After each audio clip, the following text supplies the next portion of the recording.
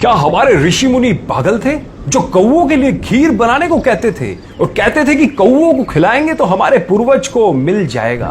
नहीं, हमारे ऋषि मुनि बहुत ही क्रांतिकारी विचारों के थे। यह है सही कारण। जैसा कि आप जानते हैं कि पितृपक्ष के दिनों में कौओं को पितरों का प्रतीक मानकर भोजन कराया जाता है। यह सवाल अक्सर पूछा जाता है कि आखिर भोजन कौए को ही क्यों दिया जाता है।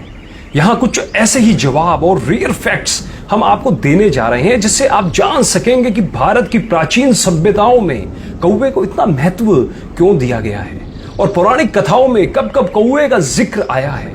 गरुड़ पुराण में बताया गया है कि कौवे यमराज के संदेश वाहक होते हैं। श्राद्ध पक्ष में कौवे घर घर जाकर खाना ग्रहण करते हैं। इससे यमलोक में स्थित पितृ देवी देवताओं को तृप्ति मिलती है। लेकिन इसका एक और वैज्ञानिक कारण है और वो है बरगद और पीपल के वृक्ष।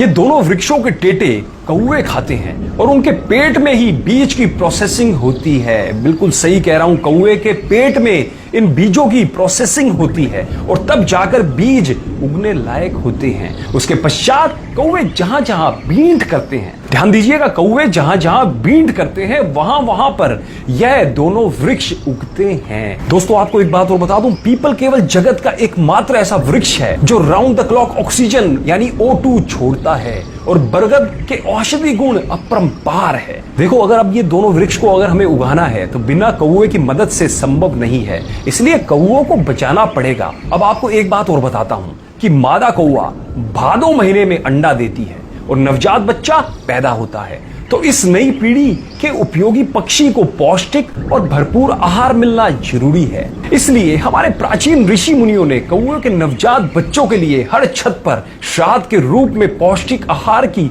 व्यवस्था कर दी थी, जिससे कि कौओं की नई जनरेशन का पालन पोषण हो जाए। इसलिए दिमाग दौड़ाएं, श्राद्ध करना प्रकृति के रक्षण के लिए नितांत आवश्यक है। ध्यान रखना, जब भी बरगद और पीपल के पेड़ को देखो तो अपने पूर्वज तो याद आएंगे ही, क्योंकि उन्होंने श्राद्ध दिया था। इसलिए ये दोनों उपयोगी पेड़ हम देख रहे हैं। एक बात और बोल देता हूं, कुछ लोग जो कि सनातन धर्म पर उंगली उठाते हैं, सनातन धर्म पर उंगली उठाने वालों, पहले सनातन धर्म को जानो फिर उस पर उंगली उठाओ। जब आपके विज्ञान का कुछ भी नहीं था, हमारे सनातन धर्म को पता था कि किस बीमारी का इलाज क्या है, कौन सी चीज खाने लायक है, कौन सी चीज खाने लायक नहीं है। अतः ज्ञान का भंडार है हमारा सनातन धर्म। हमारे समस्त वेदों में, हमारे समस्त पुराणों में ज्ञान का भंडार भरा पड़ा है और उनके नियम विदेशी शिक्षा पद्धति में पढ़ के केवल अपने पूर्वजों ऋषि मुनियों के नियमों पर उंगली उठाने के बजाय उसकी गहराई को जानिए और आपको पता लग जाएगा कि वो लोग कितने वैज्ञानिक थे।